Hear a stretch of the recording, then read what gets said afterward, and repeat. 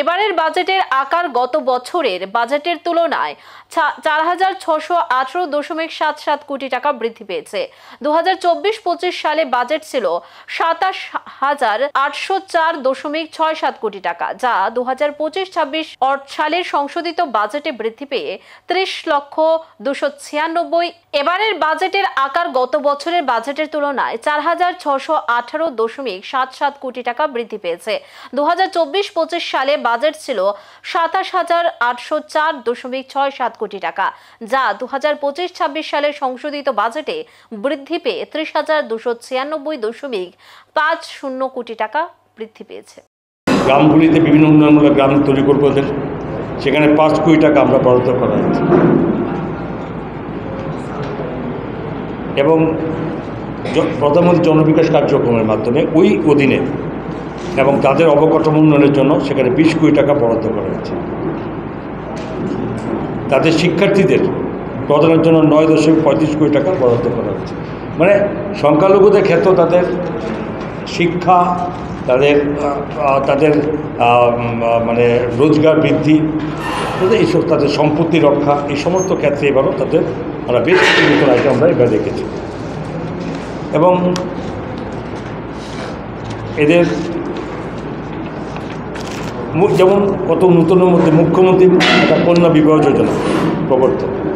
এটা শুধুমাত্র যদি অন্তদর্প মানে আমরা পরিবারের মধ্যে এটা সীমাবদ্ধ থাকবে, এটার মধ্যে আমরা এর পরিকল্পনা না হয়েছে যেটা এবার নতুনভাবে কীরকম যে এই এক একটা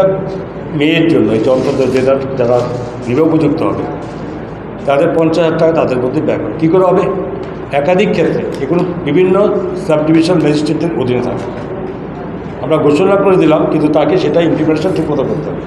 এবং সাব ডিভিশনের ম্যাজিস্ট্রেটের দায়িত্বে থাকবে। এরা এই দেশ মানে যদি একটা সময় বাঁচে, বিয়ের তো সবসময় হয় না, একটা নির্দিষ্ট দিন থাকে, তাতে যদি দেখা যায় 10 জন 20 জন 50 জন কি তার থেকে বেশি সমস্তকে একসঙ্গে অ্যারেঞ্জমেন্ট সরকারি তরফ থেকে হবে করে তাদের এই ধরনের বিবাহ দানের ব্যবস্থা এই বাজেটের মধ্যে আমরা রেখেছি এবং এটা যাতে তার জন্য আনুষঙ্গিক একটা প্রাথমিক টাকাও এরকম নয় আমরা যোজনা করেছি বা তার বরাদ্দ করে 10 কোটি টাকা বরাদ্দ করা হয়েছে, বেশি লাগলে বেশি দেওয়া। তো এগুলোর মধ্যে যেমন একটা দেখুন, প্রতিদিন ডে বাই ডে এই শহর যতই চোখ তার এরিয়া বাড়বে না, কিন্তু তার ডেভেলপমেন্ট বাড়বে, মানুষের অর্থনীতির যাতে বৃদ্ধি হবে। তারপরেও যে মানুষের একটা সংখ্যা মানুষ আমরা পর্যালোচনা করেছি, যে বিষয় আছে ট্রেন সার্ভিস ব্যবস্থা হয়েছে, বিমান ব্যবস্থা আছে, বাই রোডের ব্যবস্থা আছে, চিকিৎসা পরিষেবার জন্য আগরতলা শহরে বিভিন্ন রাজ্যের বিভিন্ন জায়গার থেকে কিন্তু এখানে অনেক মানুষ আছে যাদের থাকার কোনো বন্দোবস্ত থাকে না, খেতে পারে হয়তো না খেয়েও থাকতে পারে একটা, কিন্তু তাদের থাকার ব্যবস্থা নেই। এইটা চিন্তা করে আমরা এবারের বাজেটে যেটা ভারত মাতা ক্যান্টিন কাম নাইট শেল্টার আমরা রেখেছি। এটা কী হবে, এটা সাধারণত এটা আগরতলা মিউনিসিপ্যাল কাউন্সিলের তারাই পরিচালনা থাকবে এবং এটার মধ্যে যারা হসপিটাল আসে অনেকে পরিবারকে নিয়ে থাকার জায়গা, রেলের মিস করলো বা ভোরবেলা রেলে যাবে, রেল স্টেশনে হসপিটাল বারান্দায়